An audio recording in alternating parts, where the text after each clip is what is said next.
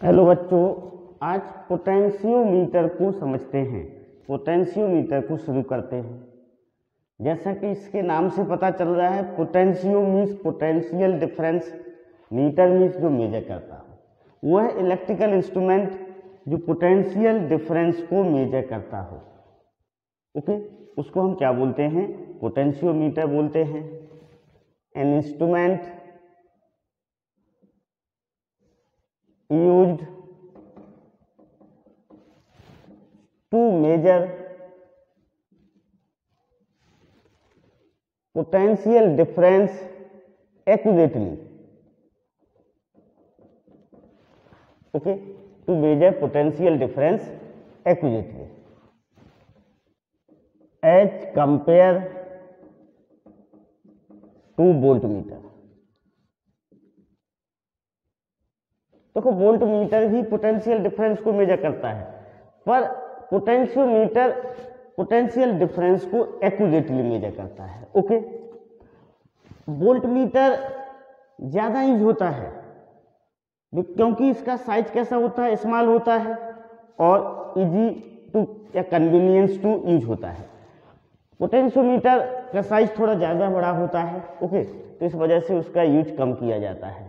जहाँ पर हमें एक्यूरेसी की ज़रूरत होती है, जहाँ पर एक्यूरेसी की ज़रूरत होती है वहाँ पर हम पोटेंशियोमीटर का यूज करते हैं। ओके, अब देखो uses of potentiometer. Uses of potentiometer, first to find the EMF of cell, या इसी में हम ऐसा लिख सकते हैं, to find potential difference between two points. Potential difference between two points in circuit. दूसरा इसका यूज होता है to find internal, to compare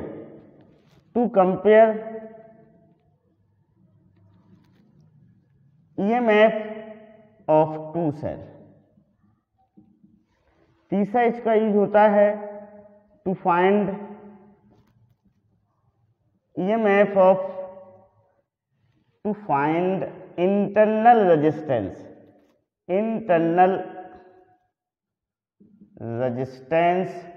of cell. To find internal resistance of cell. तीन मेन यूज होते हैं इसके। पहला, to find the EMF of a cell. इसी में हम ले सकते हैं पोटेंशियल डिफरेंस को फाइंड करते हैं किन्हीं दो पॉइंट के बीच में in a circuit. To compare EMF of two cell, दो सेल के ईएमएफ को कंपेयर करने में पोटेंशियोमीटर का यूज किया जाता है। तीसरा, to find the internal resistance of the cell. हम पोटेंशियोमीटर के बारे में समझते हैं। ओके, देखो पोटेंशियोमीटर में क्या होता है, एक वायर होता है जो फ्यू मीटर्स होता है, 1 मीटर भी हो सकता है, 2 metre, 3 metre, 4 metre, 5 metre, 10 metre, इस तरह का एक वायर होता है। सपोज करो एक वायर है आपका, ए से लेके ये बी तक आपका एक वायर है, पोटेंशियोमीटर का वायर है। इस वायर की क्या विशेषता होती है? पोटेंशियोमीटर की वायर की पहली विशेषता ये होती है कि वायर कैसा होना चाहिए? यूनिफॉर्म क्रॉस सेक्शन का होना चाहिए, यूनिफॉर्म क्रॉस सेक्शन। ओके, दूसरा, यह जो वायर होता है वह या तो मैग्नीनिन का बना होता है, मैग्नीनिन, या फिर कॉन्स्टेंटन का बना होता है। ओके, ये क्या होता है कि एलॉय होते हैं जिनका रेजिस्टिविटी कैसी होती है? हाई होती है। इन वायर की रेजिस्टिविटी कैसी होती है? High resistivity. इनकी रेजिस्टिविटी कैसी होती है? हाई होती है, जिसे हम स्पेसिफिक रेजिस्टेंस भी बोलते हैं। या कहने का मतलब इसका स्पेसिफिक रेजिस्टेंस कैसा होता है? हाई होता है, स्पेसिफिक रेजिस्टेंस। और टेम्परेचर इंडिपेंडेंट होते हैं। टेम्परेचर पे वायर कैसे होते हैं, इंडिपेंडेंट होते हैं, यानी डिपेंड तो होते हैं पर बहुत ही कम चेंज होता है इसमें टेम्परेचर की वजह से, रेजिस्टेंस की वजह से, या कोई भी हम बैटरी से कनेक्ट करते हैं तो इसका टेम्परेचर बहुत ही कम बढ़ता है। ओके, तो टेम्परेचर इंडिपेंडेंट होते हैं। क्लियर, ये विशेषता इस वायर की। अब देखो ये वायर आपका हमने बताया पहले कि 1 मीटर भी हो सकता है, 2 मीटर, 3 मीटर, 4 मीटर, 10 मीटर, इससे भी ज़्यादा हो सकता है। ओके, अब देखो इस वायर से एक बैटरी को कनेक्ट किया जाता है। किसको कनेक्ट किया जाता है? बैटरी को। ये सपोज करो बैटरी कनेक्ट की गई, सपोज करो बैटरी की लगी हुई है, ये बैटरी कनेक्ट कर दी गई है, ठीक है ना। इसका सपोज करो ईएमएफ क्या है? E1 है। अब हमें जिस बैटरी का ईएमएफ पता करना हो उसको हम इधर कनेक्ट करते हैं इस तरह से। ये उसका इंटरनल रेजिस्टेंस भी हम ले सकते हैं। ये गैल्वेनोमीटर है और इस तरह से जॉकी के द्वारा उसको यहाँ पर टच किया गया। सपोज करो यहाँ पर x सेंटीमीटर पर हमें क्या मिल रहा है?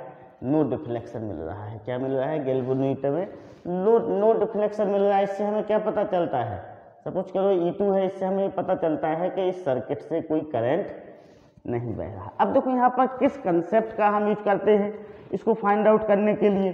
कंसेप्ट यह यूज किया जाता है कि हमें A से B तक का पोटेंशियल ड्रॉप या पोटेंशियल गेन को हम फाइंड आउट करते हैं।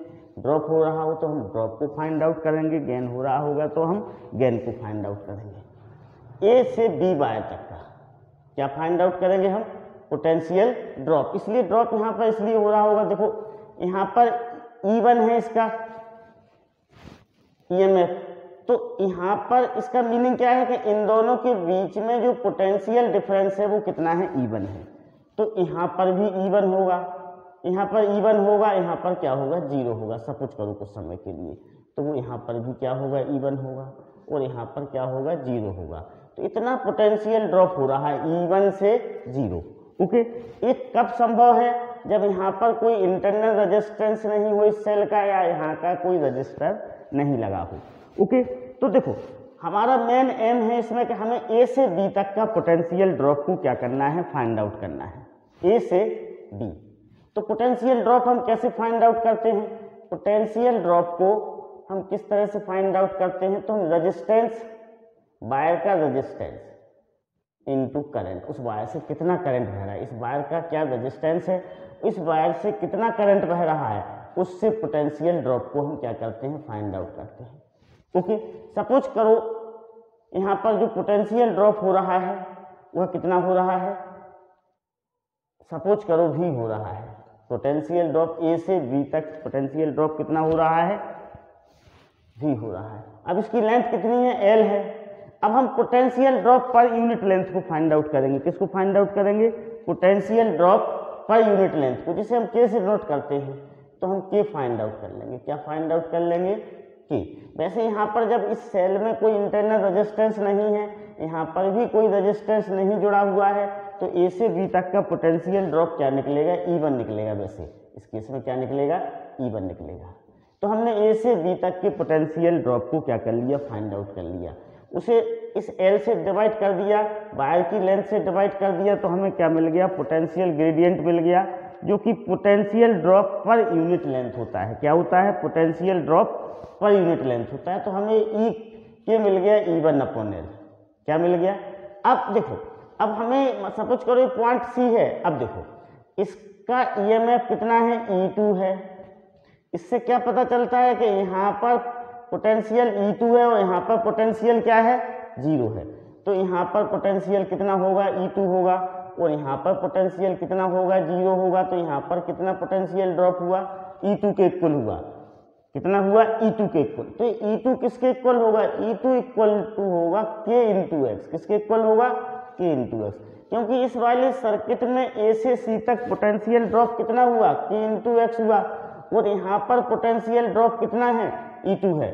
तो E2 इक्वल टू कितना हो जाएगा? KX हो जाएगा। इससे हम इस EMF को फाइंड आउट कर लेंगे। देखो यहाँ पर ये रेजिस्टेंस, सपोज करो इसका इंटरनल रेजिस्टेंस R है। अब इससे कोई करंट नहीं बह रहा है। सपोज करो यहाँ पर E2 है, यहाँ 0 हो गया, तो इधर भी कोई पोटेंशियल ड्रॉप नहीं होगा। तो इस सीरीज वाले रेजिस्टेंस से कोई फर्क नहीं पड़ता है। ओके, तो E2 इक्वल टू कितना हो जाएगा, Tx हो जाएगा। इसके कुछ और एग्जाम्पल्स को हम समझते हैं। ओके, एक एग्जाम्पल से हम समझते हैं इसे। देखो, सपोज करो ये आपका वायर है ए बी, यहाँ पर जो बैटरी जुड़ी हुई है, ये वाली बैटरी, ये 6 वोल्ट की है। ओके, यहाँ पर कोई रजिस्टर भी जुड़ा हुआ है, सपोज करो 2 ओम का यहाँ पर कोई रजिस्टर है, जिससे कनेक्ट हो गया, ठीक है। अब यहाँ पर जिस बैटरी का हम ईएमएफ फाइंड आउट करते हैं वो इस तरह से जुड़ी हुई है। ये सपोज करो 2 वोल्ट की है, इसका कोई भी रेजिस्टेंस हो सकता है, 1 ओम हो सकता है। ओके, एक गैल्वेनोमीटर जॉकी की सहायता से यहाँ पर हमें सपोज करो एक्स डिस्टेंस पर नल पॉइंट मिला। क्या मिला, एक्स डिस्टेंस पे नल पॉइंट मिला। ये वायर है, सपोज करो इस वायर का रेजिस्टेंस कितना है, 4 ओम है। इस वायर का रेजिस्टेंस कितना है, इसका आर कितना है, 4 ओम है। और इसकी लेंथ सपोज करो 2 मीटर है। कितनी है, 2 मीटर इसकी लेंथ है। अब हमें एक्स को फाइंड आउट करना है। ओके, तो देखें इस बैटरी से कितना करंट निकलेगा, सबसे पहले हम इसको फाइंड आउट करेंगे। तो I इक्वल टू होगा 6, ये 2 ओम और ये 4 ओम, कितना हो जाएगा, 2 + 4 6, तो 1 एम्पियर का करंट इस बैटरी से निकलेगा। अब हम ए बी का पोटेंशियल ड्रॉप फाइंड आउट करें। Potential drop across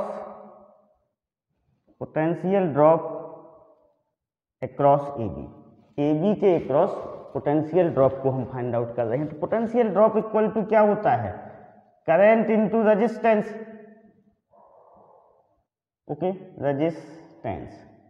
current into resistance. Current कितना बह रहा है, 1 एम्पियर का। रेजिस्टेंस कितना है इस वायर का, 4, तो कितना आ जाएगा, 4 वोल्ट ड्रॉप होगा। ए और बी के बीच का पोटेंशियल डिफरेंस कितना होगा, 4 वोल्ट होगा। इसी को हम फाइंड आउट करते हैं। ये 4 वोल्ट आ गया आपका। अब हम क्या फाइंड करें, potential drop per unit length. तो 4 अपॉन लेंथ कितनी है, 2 है, तो ये 2 वोल्ट पर मीटर हो जाएगा। कितना हो जाएगा, 2 volt per metre. 2 volt per metre आ गया। हम चाहें तो इसे सेंटीमीटर में भी कन्वर्ट कर सकते हैं। अब ये 2 वोल्ट पर मीटर आ गया पोटेंशियल की। तो देखो, अब यहाँ पर इस सर्किट से तो कोई करंट बह नहीं रहा है, तो इस रेजिस्टेंस से कोई मीनिंग ही नहीं है। अब देखो, आपका जो ये वाला जो 2 वोल्ट है, ये वाला 2 वोल्ट, ये किसके इक्वल होगा, तो ये 2 इक्वल टू हो जाएगा एक के इंटू एक्स। किसके इक्वल होगा, 2 इक्वल टू के इंटू एक्स होगा। तो 2 इक्वल टू के कितना है, 2 इंटू एक्स, तो x की वैल्यू कितनी आ जाएगी, 1 मीटर आ जाएगी। ये 1 मीटर पे यहाँ पर आपको नल पॉइंट मिलेगा। इस सर्किट में क्या मिलेगा, 1 मीटर पे नल पॉइंट मिलेगा। Okay, understood. यहाँ पर पोटेंशियोमीटर में हमें ए बी वायर का पोटेंशियल ड्रॉप को क्या करते हैं, हम फाइंड आउट करते हैं। ए बी वायर के पोटेंशियल ड्रॉप को फाइंड आउट करते हैं। अभी उसने x पूछा है, अगली बार आपको x की वैल्यू दे देगा, ये 2 वोल्ट नहीं देगा, तो आपको इसकी वैल्यू भी फाइंड आउट करने को बोल सकता है कि इस सेल का ईएमएफ कितना है। इस तरह से ये क्वेश्चंस होते हैं। ओके, एक और एग्जाम्पल हम समझते हैं। सपोज करो ये पोटेंशियोमीटर का वायर है, ये पोटेंशियोमीटर का आपका कोई वायर है। एक ड्राइविंग बैटरी या फिर ऑक्सिलरी बैटरी लगी हुई है। इसका इंटरनल रेजिस्टेंस सपोज करो 2 ओम है, और यहाँ पर भी कोई दूसरा रजिस्टर जुड़ा हुआ है। वह कितने ओम का है, सपोज करो 12 ओम का है। कितने का है, 12 ओम का है। ओके, ये बैटरी सेकेंडरी बैटरी है जिसका हमें ईएमएफ फाइंड आउट करना है। ओके, एक गैल्वेनोमीटर से चौकी से यहाँ पर जुड़ी हुई है। ओके, इसका सपोज करो 12 वोल्ट का बैटरी है। ओके, सपोज करो ये 6 वोल्ट की बैटरी है। ओके, अब इस वायर का जो रेजिस्टेंस है, सपोज करो इस वायर का रेजिस्टेंस कितना है, 4 ओम है। कितना है, 4 ओम है। अब हम पता करें कि नल पॉइंट हमें कहाँ मिलेगा, नो डिफ्लेक्शन पॉइंट हमें इस वाले केस में कहाँ मिलेगा। तो हम सबसे पहले ए बी वायर में कितना करंट बह रहा है हम उसको फाइंड आउट करते हैं। तो आई इक्वल टू कितना हो जाएगा 12, 2 + 12 + 4, okay. Potential upon total resistance, this is 12/18, this is 2/3 ampere current बह रहा है।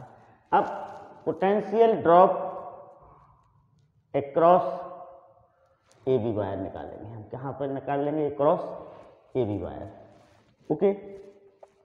कैसे निकलेगा? रेजिस्टेंस इंटू करंट से निकलेगा, रेजिस्टेंस इंटू करंट। रेजिस्टेंस कितना दिया हुआ है? 4 दिया हुआ है। करंट कितना है? 2/3 है। दिस इज 8/3 वोल्ट आ गया। कितना आ गया? 8/3 वोल्ट आ गया। अब हम सपोज करो, अब पोटेंशियल ड्रॉप के निकालें हम। सपोज करो इस वायर की लेंथ कितनी है? इस वायर की लेंथ 2 मीटर है। सपोज करो कितनी है? 2 मीटर है वायर की लेंथ। तो के कितना हो जाएगा? 8/3 इंटू 1/2 होगा, तो दिस इज 4/3 हो जाएगा। के कितना होगा? 4/3 होगा, ओके। अब हम इस लेंथ को फाइंड आउट करें कि हमें नल पॉइंट कहाँ मिलेगा। तो 6 = K × L, तो 6 = 4/3 इंटू L, तो दिस इज L = क्या हो जाएगा? 6 × 3/4 = 18/4 = 9/2 = 4.5 मीटर, ओके। 4.5 मीटर पर मिलेगा हमें नल पॉइंट पर। वायर कितना है अपना? 2 मीटर का है, ओके। तो ये वायर कितना है अपना? 2 मीटर का, तो नल पॉइंट बाहर भाग जाएगा। तो इससे हमें क्या जानकारी मिलती है? इस न्यूमेरिकल से, इस क्वेश्चन से हमें जानकारी मिलती है कि जो इस वायर ए बी का पोटेंशियल ड्रॉप है वो इस बैटरी के ईएमएफ से कैसा होना चाहिए? ज़्यादा होना चाहिए। इस बैटरी के ईएमएफ से ज़्यादा होना चाहिए। इस वायर का पोटेंशियल ड्रॉप इस बैटरी के ईएमएफ से ज़्यादा होना चाहिए। यदि ज़्यादा कम होता है तो जो नल पॉइंट है वो ए बी के बाहर निकल जाएगा। नल पॉइंट कहाँ पर निकल जाएगा? ए बी के बाहर निकल जाएगा। वैसे तो जनरली बुक्स वगैरह में दिया रहता है कि जो ड्राइविंग बैटरी है उसका ईएमएफ, जिस सेल का हमें ईएमएफ निकालना हो उससे ज़्यादा होना चाहिए। पर यहाँ पर क्या बना अपना? ए बी का जो पोटेंशियल ड्रॉप है वो इस बैटरी से क्या होना चाहिए? ज़्यादा होना चाहिए, ओके। अंडरस्टूड। पोटेंशियोमीटर में एक केस इस तरह से बनता है। सपोज करो ये पोटेंशियोमीटर का वायर है आपका, ओके। ये पोटेंशियोमीटर का कोई वायर है, ठीक ना? ए अब यहाँ पर ये कोई बैटरी लगी हुई है। सपोज करो ये 6 वोल्ट की बैटरी है। अब यहाँ पर रजिस्टर भी लगा हुआ है, कोई यहाँ पर रजिस्टर भी है। मान लो सपोज करो ये 2 ओम का कोई रजिस्टर है, ओके। और ये की के माध्यम से इधर ऐसा जुड़ा हुआ है, ओके। इस बैटरी का इंटरनल रेजिस्टेंस भी कैसा है? 1 ओम है। ये जो बैटरी है इस बैटरी का इंटरनल रेजिस्टेंस भी क्या है? 1 ओम है, ओके। अब सपोज करो हमें जिस सेल का ईएमएफ फाइंड आउट करना है वो सेल यहाँ पर लगा हुआ है, ऐसा वो सेल यहाँ पर लगा हुआ है। हमने उसे गैल्वेनोमीटर की सहायता से गैल्वेनोमीटर लगाया, यहाँ जॉकी भी लिया और जॉकी की सहायता से यहाँ पर क्या निकाला? नल पॉइंट निकाला। क्या निकाला? नल पॉइंट निकाला। सपोज करो ये नल पॉइंट 20 सेंटीमीटर आ रहा है। कितना आ रहा है नल पॉइंट? 20 सेंटीमीटर। यहाँ पर इस सेल का भी कोई इंटरनल रेजिस्टेंस है। सपोज करो कोई भी रेजिस्टेंस यहाँ पर लगा हुआ है। ये सपोज करो 1 ओम का रेजिस्टेंस ये भी लगा हुआ है।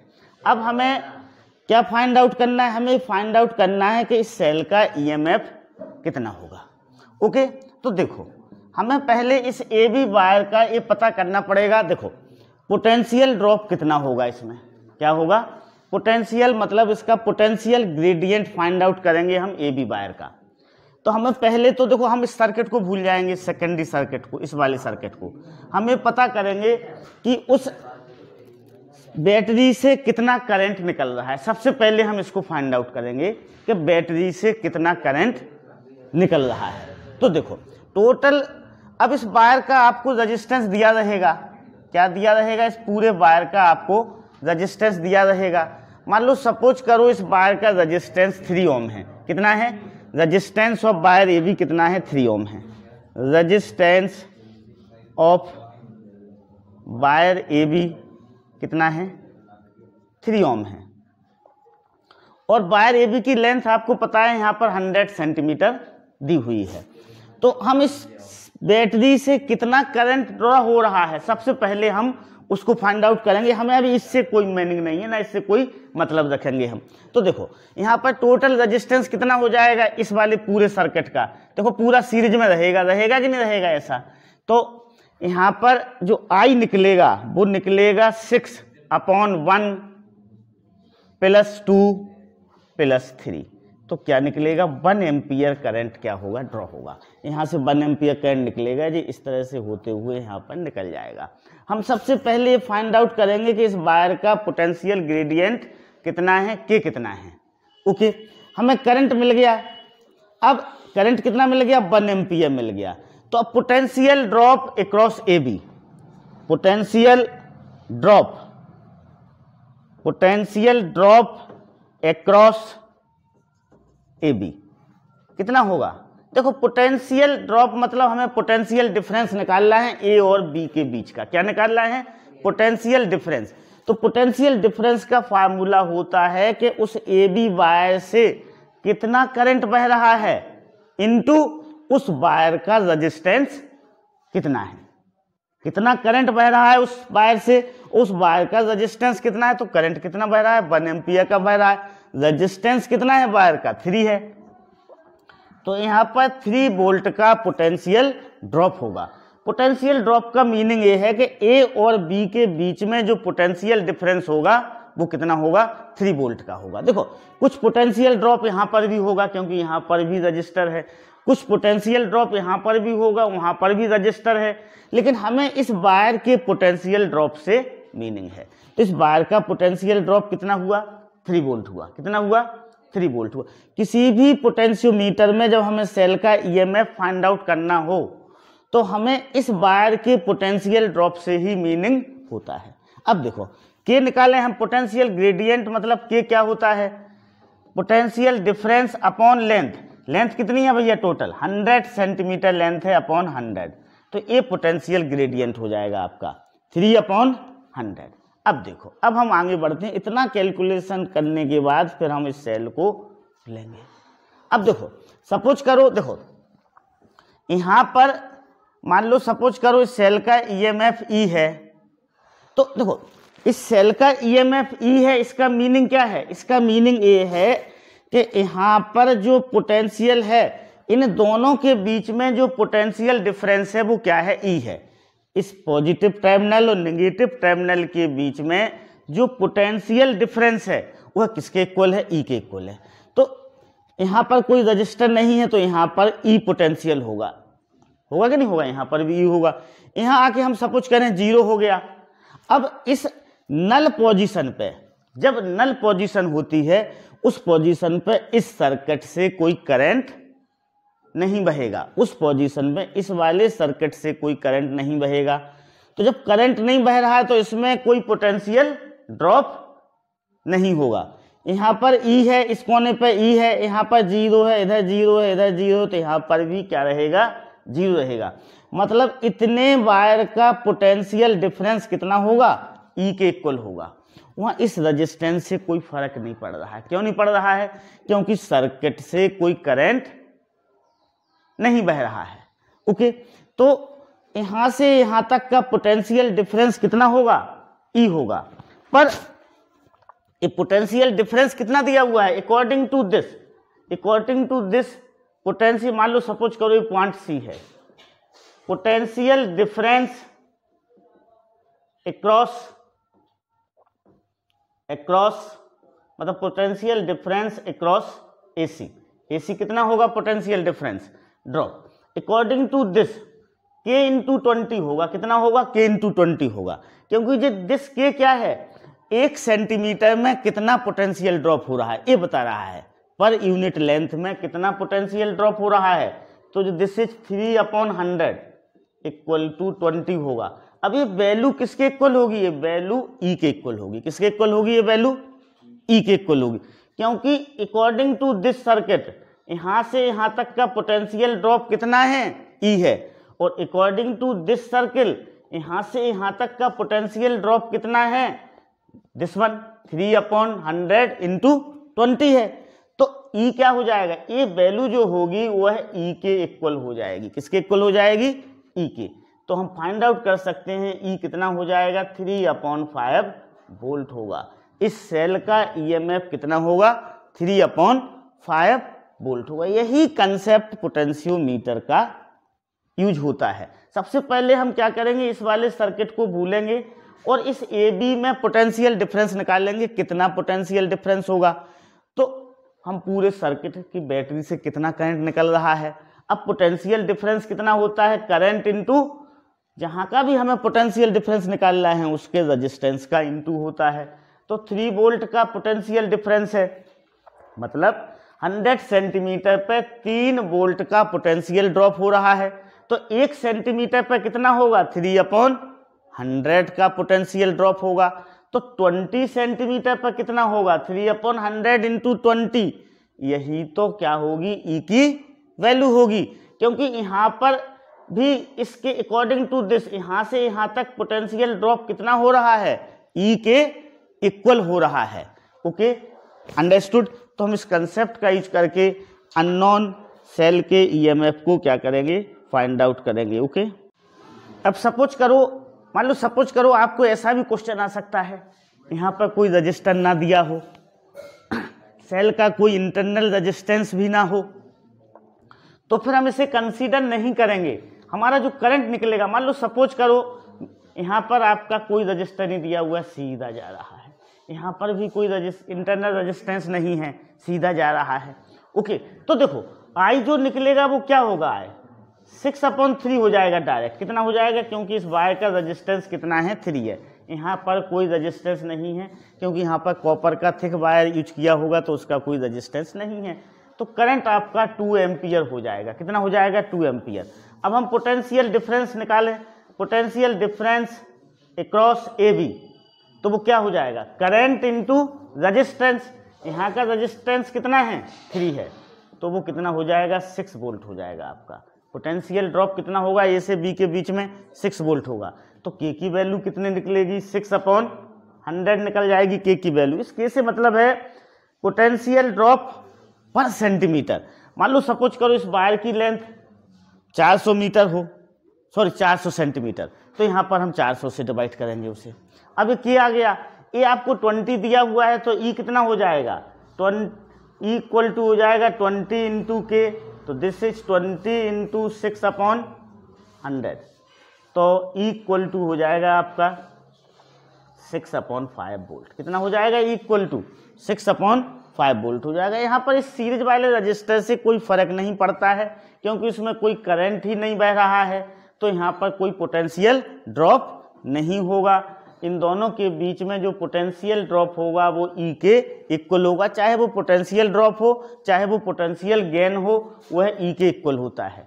और दूसरी यहाँ पर ये विशेष ध्यान रखा जाता है कि दोनों के टर्मिनल, ए वाली जो बैटरी है और ए वाली बैटरी, दोनों के टर्मिनल, या तो दोनों के टर्मिनल पॉजिटिव टर्मिनल एक तरफ हों या नेगेटिव टर्मिनल एक तरफ हों, पर एक तरफ होना चाहिए उसे। ऐसा भी हो सकता है कि इसका नेगेटिव टर्मिनल इधर हो, इसका भी नेगेटिव टर्मिनल तब इधर होना चाहिए। यदि दोनों ओके, ए बी कोई वायर है, इस ए बी वायर का जो रेजिस्टेंस दिया हुआ है इसमें 4.5 ओम दिया हुआ है। In the given potentiometer circuit the length of A B wire की लेंथ 3 मीटर दी हुई है and resistance of wire A B is 4.5 meter दिया हुआ है। इस ए बी वायर का रेजिस्टेंस 4.5 दिया हुआ है। ये 5 वोल्ट की बैटरी है, 3 वोल्ट की बैटरी है। ओके, इसमें बताना है कि the length A C for no deflection in galvanometer. आप लोग इसे वीडियो को पॉज करके इसके आंसर को फाइंड आउट करने की कोशिश करें, उसके बाद नहीं बनता है तो हम उसे समझाते हैं। देखो क्या है, यहाँ पर ये 5 वोल्ट की बैटरी है, ये इंटरनल रेजिस्टेंस 0.5 ओम है, इस ए बी वायर का रेजिस्टेंस कितना है 4.5 ओम है, लिखा हुआ है यहाँ पर कितना है इसका रेजिस्टेंस 4.5 ओम है, इसकी लेंथ कितनी है 3 मीटर है।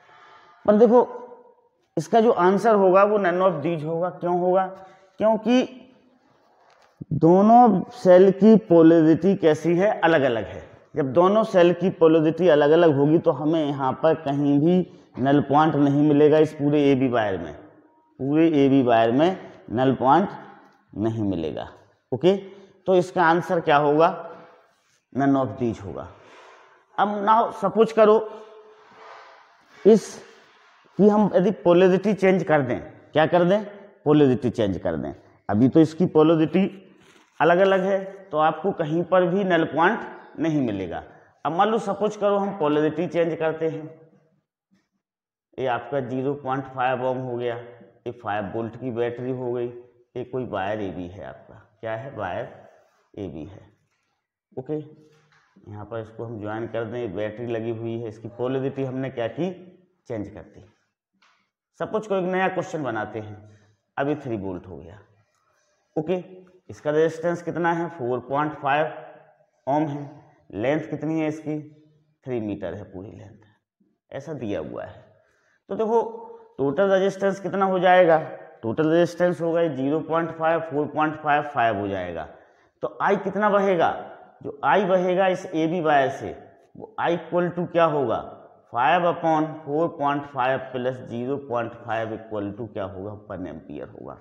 इस ए बी वायर से 1 एम्पियर का करंट बह रहा है।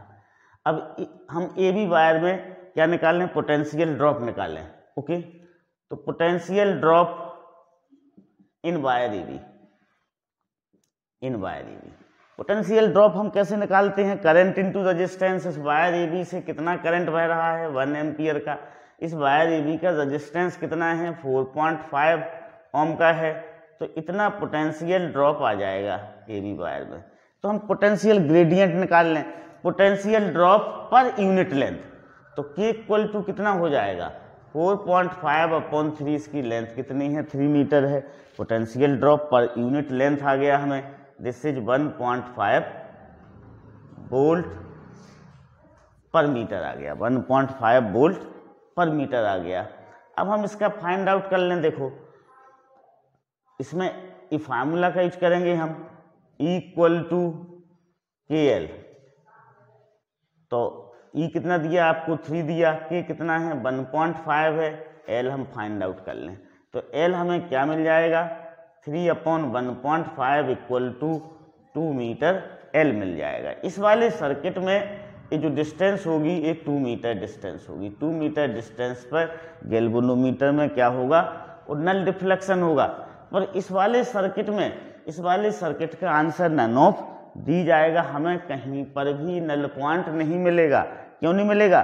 क्योंकि दोनों सेल, इसका पॉजिटिव टर्मिनल ए से जुड़ा हुआ है, इसका नेगेटिव टर्मिनल ए से जुड़ा हुआ है, इसलिए हमें कहीं पर भी नल पॉइंट नहीं मिलेगा। Okay, understood. एग्जाम्पल्स को हम समझते हैं। A 10 meter long potentiometer wire. Potentiometer wire की लेंथ कितनी है? 10 मीटर है। Carries a constant current, okay, a 1.018 volt standard cell balance at a length of 850 centimeter. Find the potential gradient along the wire. Second, the maximum EMF that can be measured.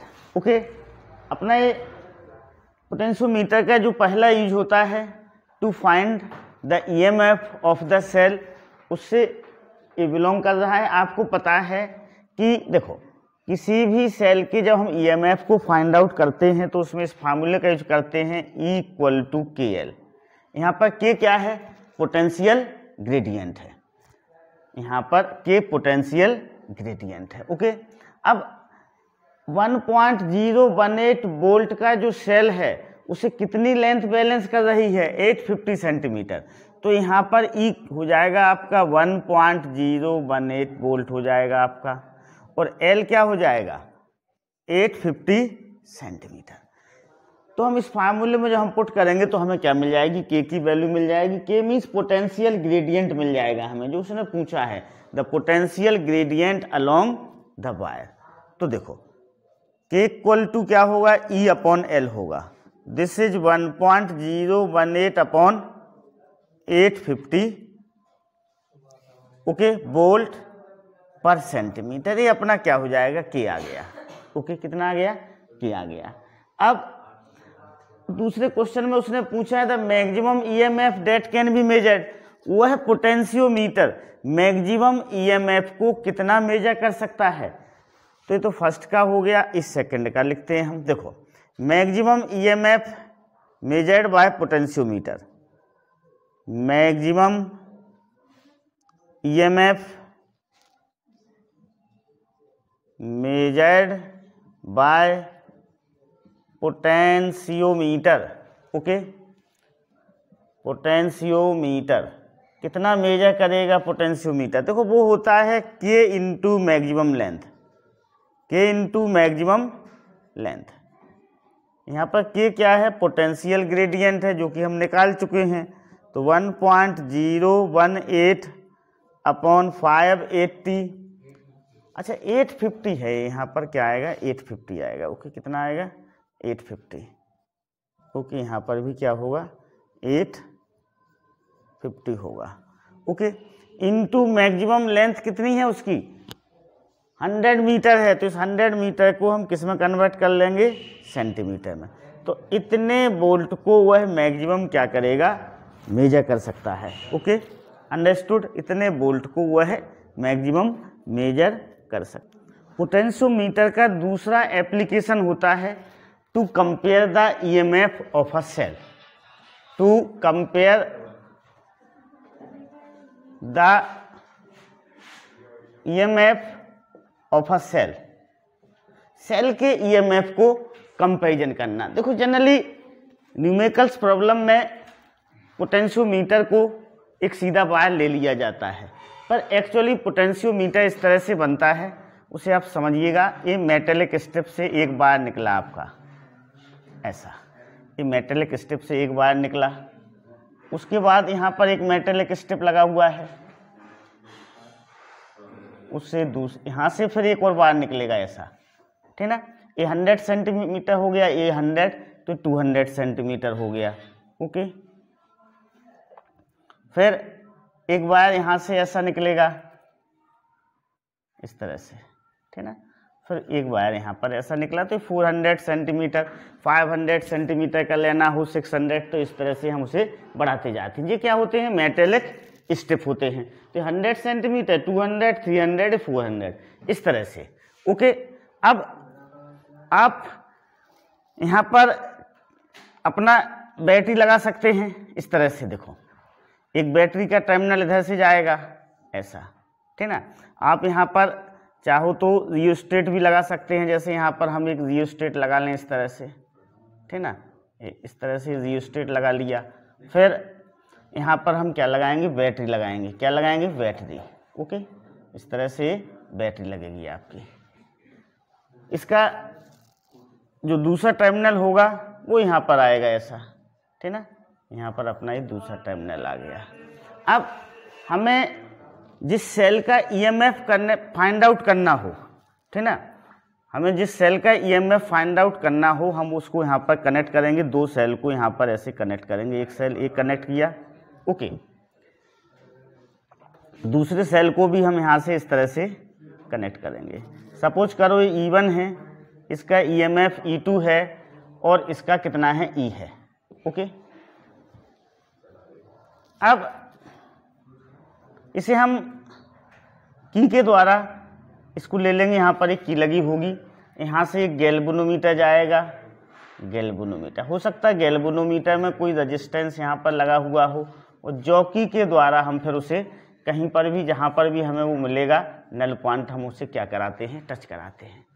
तो इस तरह से practically potentiometer होता है। Numericals problem करते समय हम एक लंबा वायर ले लेते हैं, ठीक ना।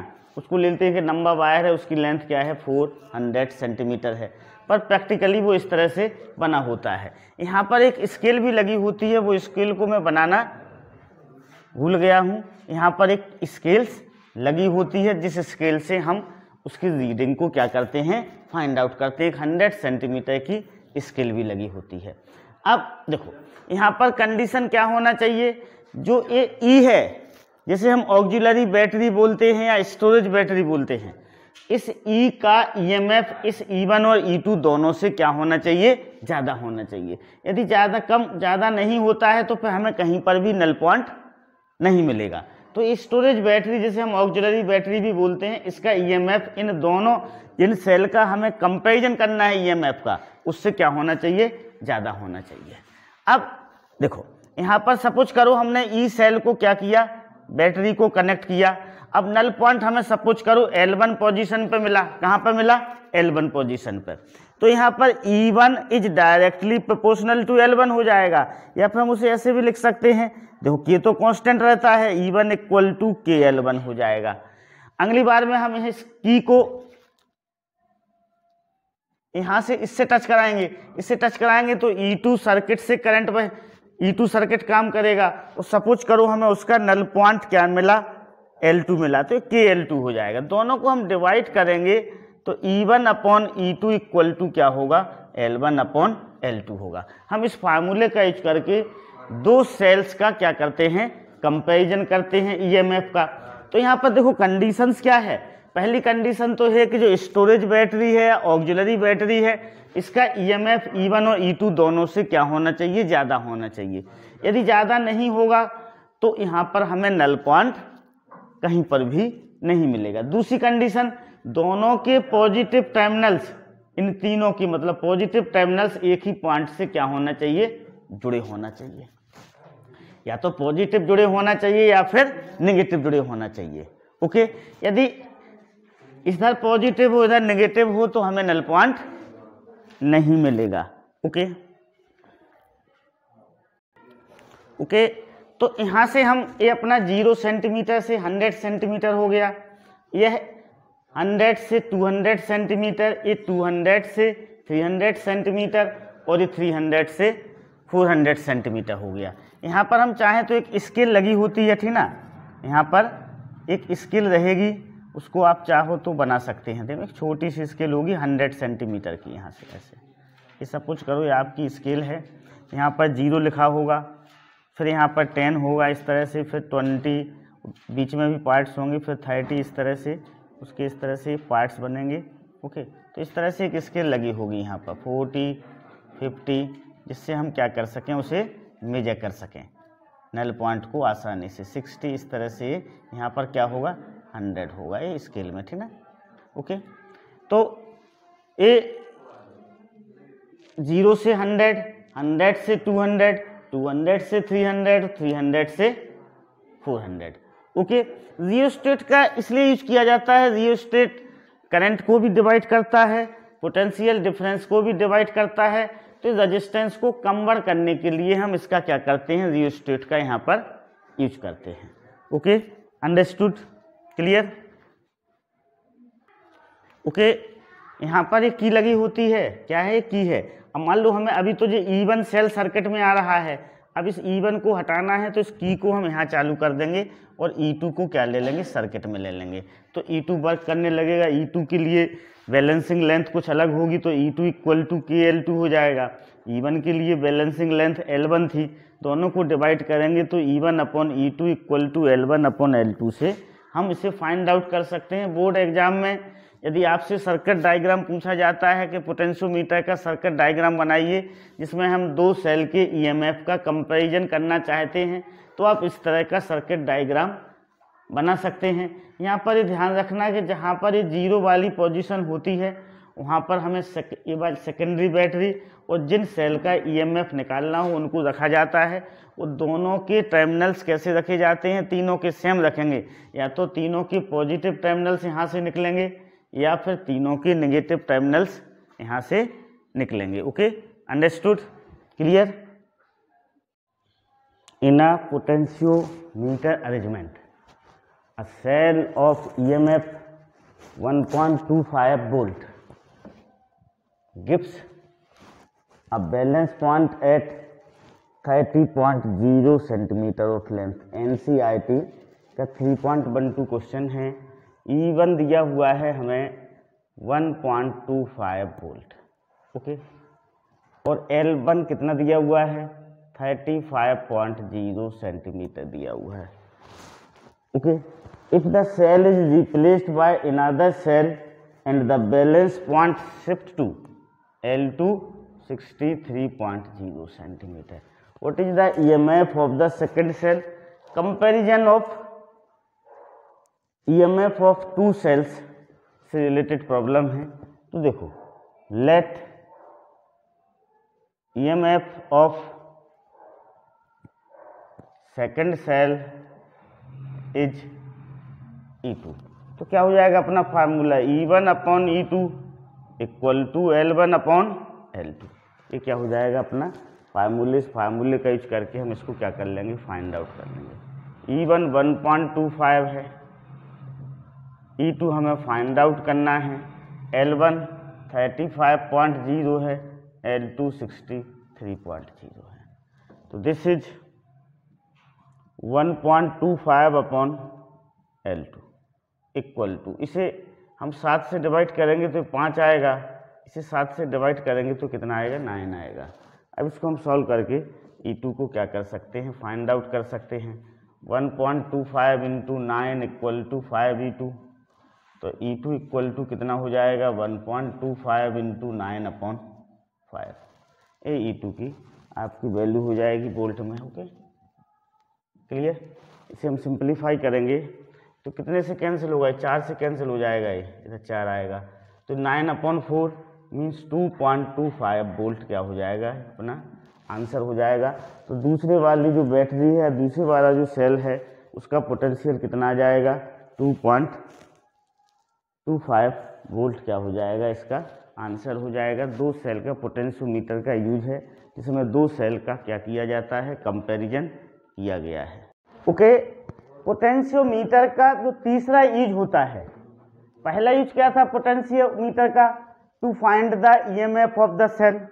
दूसरा use to compare the EMF of two cell.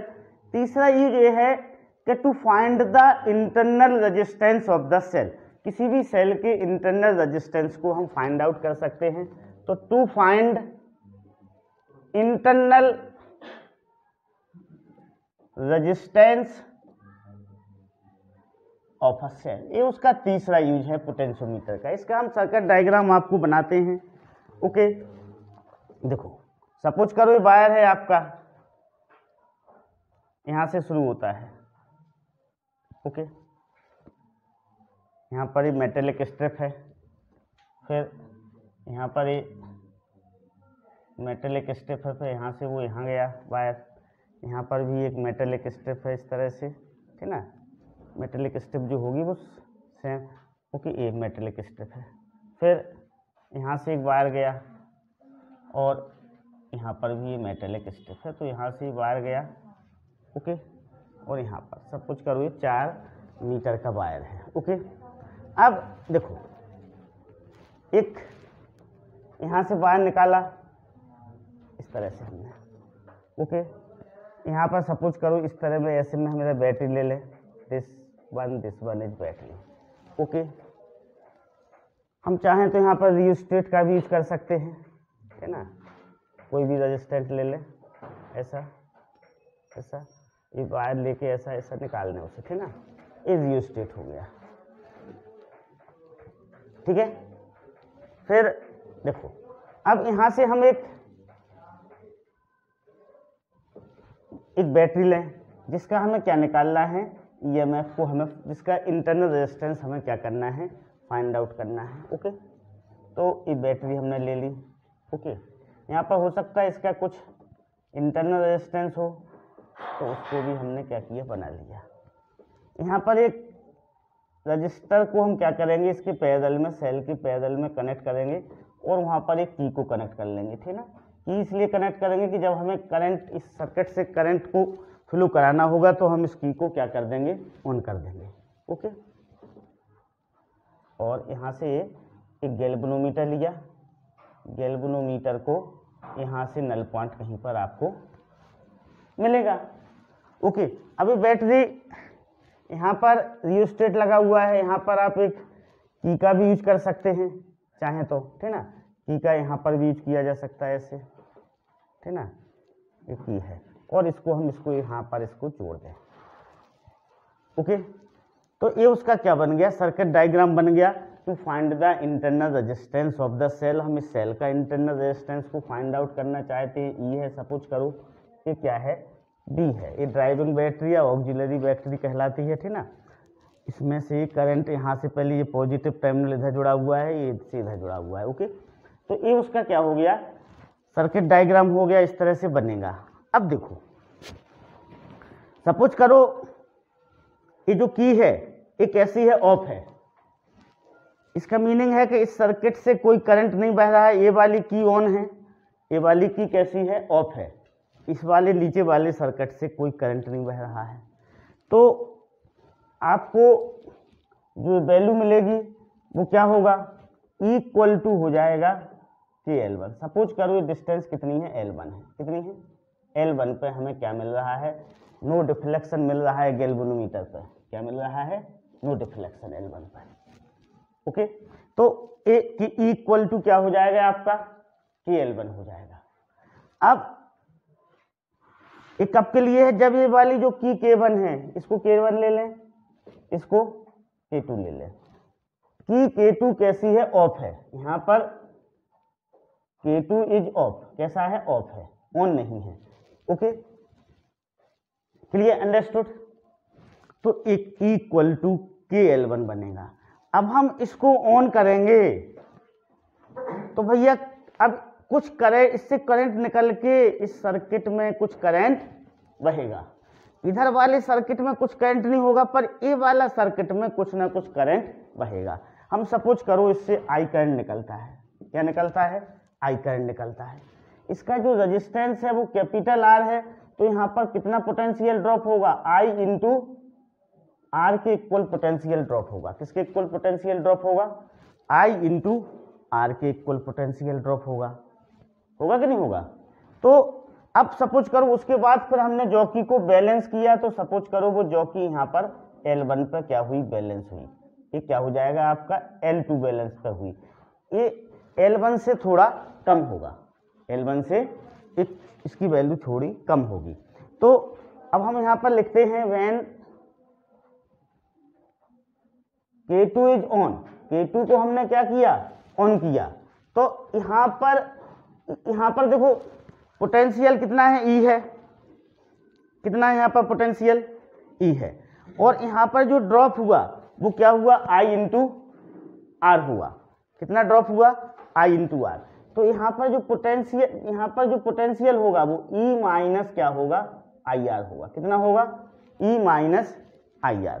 अच्छा, यहाँ पर ये भी ध्यान रखें हम कि देखो यहाँ पर इस सेल का इंटरनल रेजिस्टेंस सपोज करो क्या है, स्मॉल आर है। इस सेल का इंटरनल रेजिस्टेंस कितना है, स्मॉल आर है।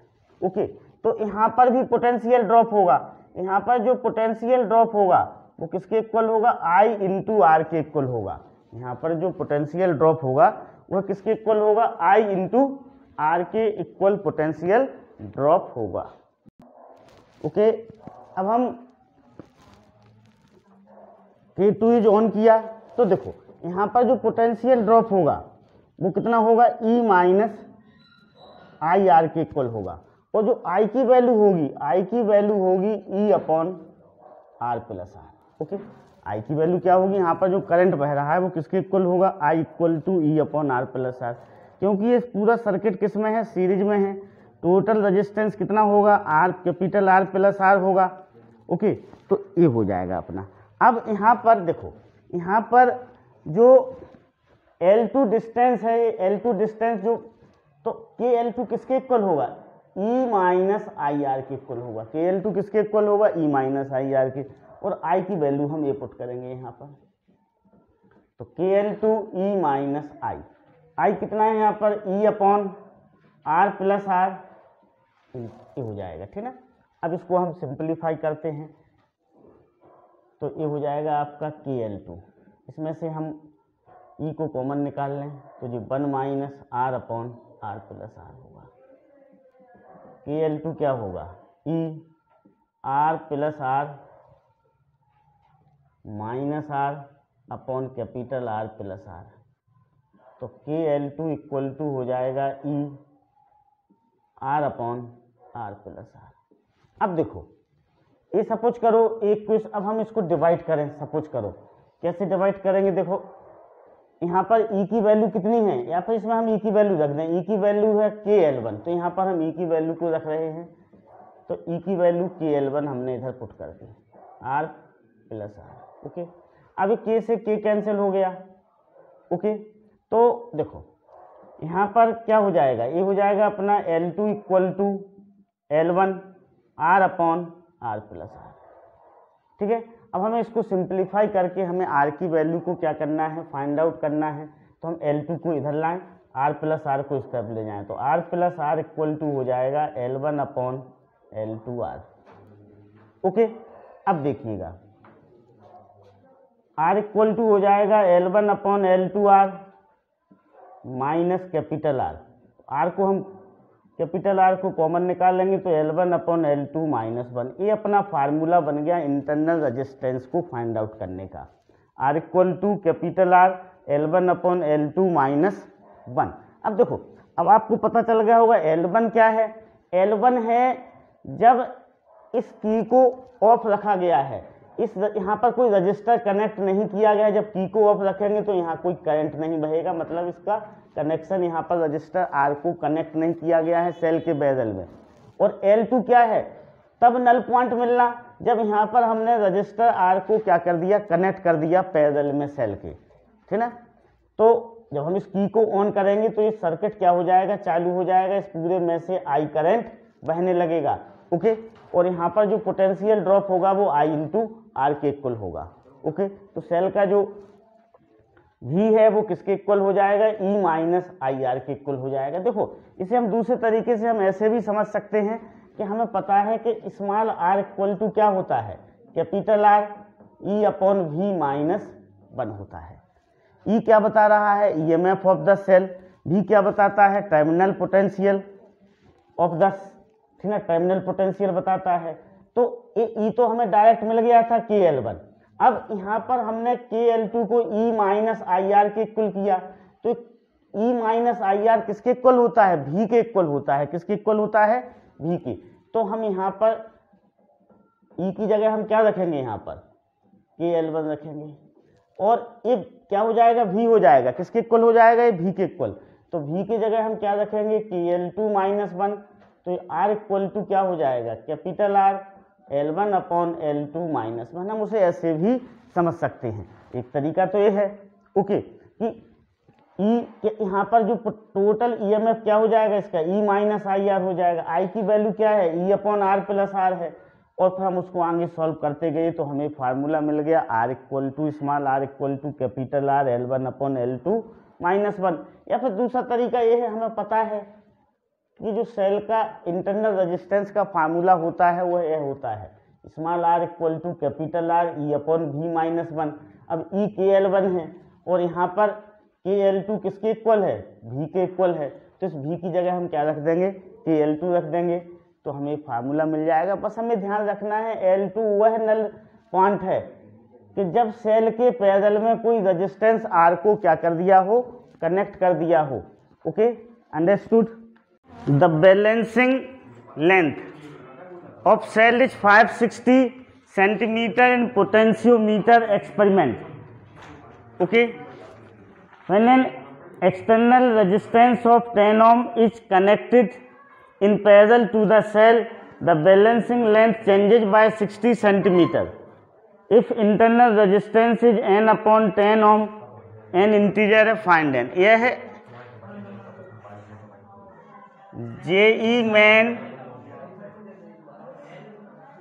7/1/2020 इवनिंग शिफ्ट में पूछा गया था। ओके, देखो इसमें क्या है, इंटरनल रेजिस्टेंस ऑफ सेल को निकालना है हमें। क्या निकालना है, इंटरनल रेजिस्टेंस ऑफ सेल को। इसका फार्मूला होता है, आपको पता है इसका फार्मूला क्या होता है, R equal to capital R L1 upon L2 minus 1 होता है, ये फार्मूला होता है। R equal to capital R L1 upon L2 minus 1। Okay, तो यहाँ पर L1 कितना दिया हुआ है, L1 560 सेंटीमीटर दिया हुआ है। The balancing length for cell is 560 centimeter. Okay, when an external resistance of 10 ohm is connected parallel to the cell, balancing length changes by 60 centimeter. Balancing length में कितना चेंज आ गया, 60 सेंटीमीटर का आ गया। मतलब balancing length में जो 560 centimetre है तो वो 60 सेंटीमीटर से कम होगा, बढ़ेगा नहीं, कम होगा। तो L2 कितना हो जाएगा, L2 हो जाएगा 560 minus 60 equal to 500 centimeter. Capital R कितना दिया हुआ है, 10 ओम दिया हुआ है। कैपिटल R हमें 10 ओम दिया हुआ है, this is the capital R। और स्मॉल r दिया हुआ है हमें n अपॉन 10 ओम। अब हम इस फार्मूले में रख के n की वैल्यू को क्या करेंगे, फाइंड आउट करेंगे n की वैल्यू को। तो देखो स्मॉल r की जगह हम n अपॉन 10 रखेंगे, कैपिटल R की जगह 10 को पुट करेंगे, L1 की जगह 560, L2 की जगह 500 minus 1, this is n upon 10 equal to 10। LCM लेंगे तो 60 अपॉन 500 हो जाएगा।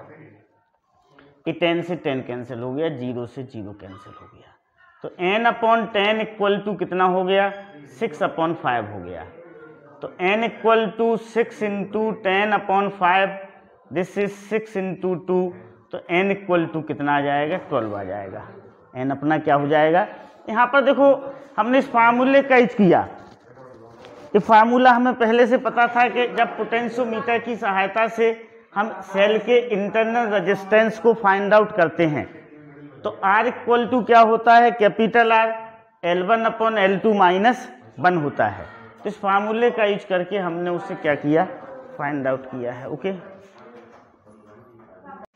Potentiometer is being used for the determination of the internal resistance of the cell of EMF 1.5 volt। कितना है उसका EMF, 1.5 volt है। The balance point of the cell in open circuit is at 76.3 centimeter length of the potentiometer by when a resistor of 9.5 ohm is connected across the cell. The balance point shifts to 64.8 centimeter length of wire. Find the internal resistance of the cell. देखो एक तरीका तो ये है कि यहाँ पर L कितना दिया हुआ है, L1 दिया हुआ है 76.3 सेंटीमीटर और L2 कितना हो गया, 64.8 सेंटीमीटर हो गया। कैपिटल R क्या हो जाएगा, कैपिटल R होगा आपका 9.5 ओम। इस फार्मूले का हम यूज कर लें, small r equal to capital R L1 upon L2 minus 1। इस फार्मूले का हम यूज करके सेल के इंटरनल रेजिस्टेंस को क्या कर सकते हैं, फाइंड आउट कर सकते हैं। तो हम करते हैं पहले इस फार्मूले का यूज। 9.5 L1 76.3 upon 64.8 minus 1। हम इसको सिंप्लीफाई करके अपने आंसर को क्या कर सकते हैं, फाइंड आउट कर सकते हैं। ओके, तो R इक्वल टू क्या हो जाएगा, 9.5, this is 763 upon 648 minus 1। Okay, इसका हम LCM ले लें तो LCM क्या होगा, इसका LCM हम लिए लेते हैं, ठीक ना। तो LCM लेंगे तो R equal to 9.5, this is 763 minus 648 upon 648, ठीक ना, 648। इसको माइनस सिंप्लीफाई करके सॉल्व करेंगे तो अपना आंसर आ जाएगा। Okay, understood. अब देखो आंसर, इसको हम दूसरे तरीके से भी समझ सकते हैं। इसको हम सिंप्लीफाई करेंगे तो R की वैल्यू आ जाएगी 1.7 ओम आ जाएगा। ओके, अब ओपन सर्किट में क्या बताता है, E बताता है ओपन सर्किट के लिए, क्लोज सर्किट के लिए V बताता है। ओके,